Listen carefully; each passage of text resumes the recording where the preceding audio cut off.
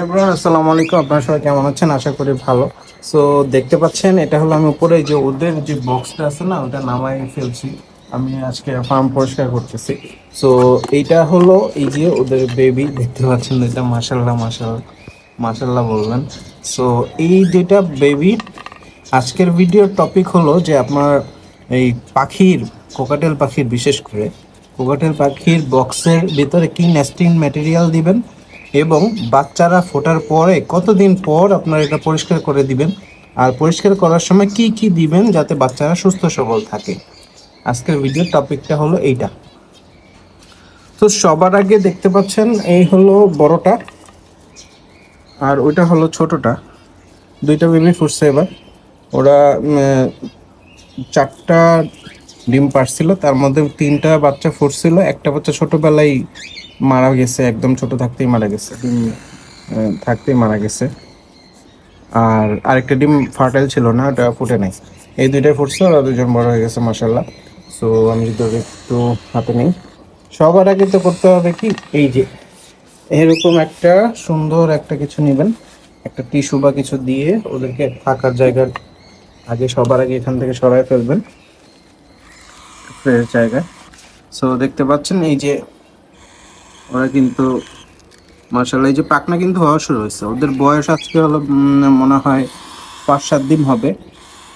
সঠিক হিসাবটা রাখিনি আমি, আছে হিসাব আছে আসলে। ওই যে ওইখানে আমার ওই যে চারটা দেখলে বলতে পারবো আসলে কতদিন হয়েছে, এখানে লেখা আছে, হিসাব করে বলতে হবে আর কি।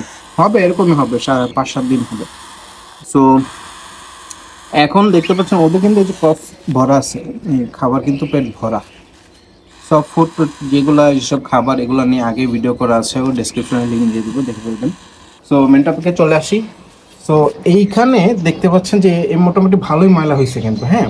এই যে দেখতে পাচ্ছেন জিনিসটা এখন কিন্তু শুকনো আছে, হ্যাঁ শুকনো আছে, কিন্তু অনেক ময়লা হয়েছে, অনেক অনেক পটি করছে ওরা, অনেক ময়লা হয়েছে। সো সবার আগে আমি এটা সব কিছু ফেলে দিব, ফেলে দিয়ে একদম ভালো করে পরিষ্কার করে কোচায় কোচায় সব ময়লাগুলো ফেলে দিয়ে, অবশ্যই মাস্ক ইউজ করবেন।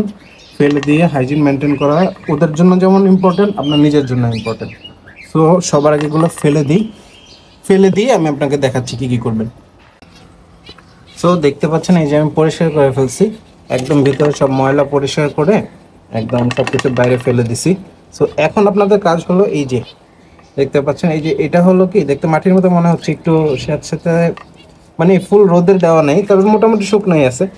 যাই হোক, এটা নিচে থাকবে, এটা মূলত শুকনো দিতে পারলে ভালো। এটা হলো ছাই, হ্যাঁ ছাইটা দিয়ে দিব, ছাইটা ভেতরে দিয়ে পুরো জায়গাটা ছড়াই দিব। এবার এটা যখন আমি ডিমের জন্য দিয়েছিলাম, যে মানে যখন বক্স প্রথম দিয়েছি যে ডিম পাড়ার জন্য, তখন কিন্তু আমি এটাকে স্টেলাইট করেছিলাম আপনার দিয়ে আপনার এই একটা কাগজ দিয়ে আগুন জ্বালায় একদম আগুন দিয়ে পুরাটা একদম পুরাই দিছিলাম, যাতে কোনো ধরনের ব্যাকটেরিয়া যদি থাকে সেটা সাথে সাথে চলে যায়। আর এখন এই যে ছাই দিয়ে দিব, ছাই দিয়ে দিয়ে আপনারা চাইলে আগুন দিয়ে এখনো দ্বিতীয়বার করতে পারেন, এটা এটা আপনারা করতে পারেন, এটা সমস্যা নেই, এটা আরো ভালো। তবে আমার কাছে মানে প্রয়োজন মনে হয় না, কারণ ওরা এখন মোটামুটি বড় হয়ে গেছে তো। আর এটা তো এখন আমি নতুন চিপস দিয়ে দিব, ওই চিপস দিয়ে দেওয়ার পরে দেখবেন যে আরো ভালো হয়ে গেছে। সো আমি আমার চিপসগুলো দিয়ে দিই। সো দেখতে পাচ্ছেন এই যে আমি চিপস দিয়ে দিলাম, মানে কাঠের যে ছিকলা আছে ওগুলা কাঠের গুঁড়ো আপনারা দিতে পারেন, তবে এই বড়গুলা দিলেই ভালো, হ্যাঁ বড়গুলা দিলেই বেস্ট। এগুলো আর কি বাচ্চার চোখে টোখে লাগে না, আর লেগে থাকে না। আর যেগুলো একদম মিহি থাকে, একদম ছোট ছোট থাকে, গুঁড়া থাকে, ওগুলো আপনার বাচ্চার গায়ে চোখে লেগে যেতে পারে, পায়খানা রাস্তা লেগে যেতে পারে, সমস্যা হয়। সো এখন দেখতে পাচ্ছেন যে আমি এগুলো সব দিয়ে দিলাম, আর এই উপরে চিপস দিয়ে দিছি, নিচে ছাই দিয়ে দিছি। আর সবার আগে কিন্তু আমি আবার স্টেলাইট করছিলাম স্প্রে দিয়ে, হ্যাঁ স্প্রে করছিলাম। সো স্প্রে করে দিবেন এভাবে দিয়ে। তারপরে আপনার এই বেবিগুলো আছে আমার, সো এই যে বেবিগুলো আপনার ওদেরকে এখন আমি দিয়ে দিব, দুজন একসাথেই ধরি। চলো চলো চলো, এই যে দিয়ে দিলাম। এটা করলাম আমরা 4-5 দিন পরে, হ্যাঁ 4-5 দিন পরে আমি এটা করে দিলাম। যখন দেখবেন যে মোটামুটি একটু ময়লা হয়ে গেছে, পরিষ্কার করে দেওয়া উচিত, বা 4-5 দিনের মধ্যে দিয়ে দিলেই ভালো। হ্যাঁ আমার এই যে দুটো কিন্তু রেড আই হয়েছে, হ্যাঁ লোটিনো রেড আই। সো ওদের জন্য সবাই দোয়া করবেন, ওরা যেন বড় হতে পারে দ্রুত। আর এই হলো ওদের বর্তমান অবস্থা।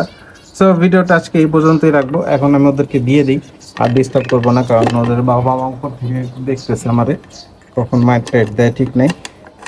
সো ভিডিওটা কাজে লাগলে অবশ্যই সাবস্ক্রাইব করবেন। আর এই পাখিদের সম্পর্কে অন্যান্য অনেক ভিডিও আছে আমার চ্যানেলে, একটু ঘুরে দেখলেই পেয়ে যাবেন। ওষুধ নিয়ে আছে, এই যে ওষুধগুলো কী কী ওষুধ খাওয়াই, তারপরে কী কী পাখি আছে আমার কাছে, এগুলো কীভাবে মেনটেন করি, এখান থেকে কত টাকা আসে, সব কিছুই আপনারা পেয়ে যাবেন। সো ভিডিওটা আজকের মতো এই পর্যন্তই রাখবো। সবাই ভালো থাকবেন, সুস্থ থাকবেন। আল্লাহ হাফেজ, আসসালামু আলাইকুম।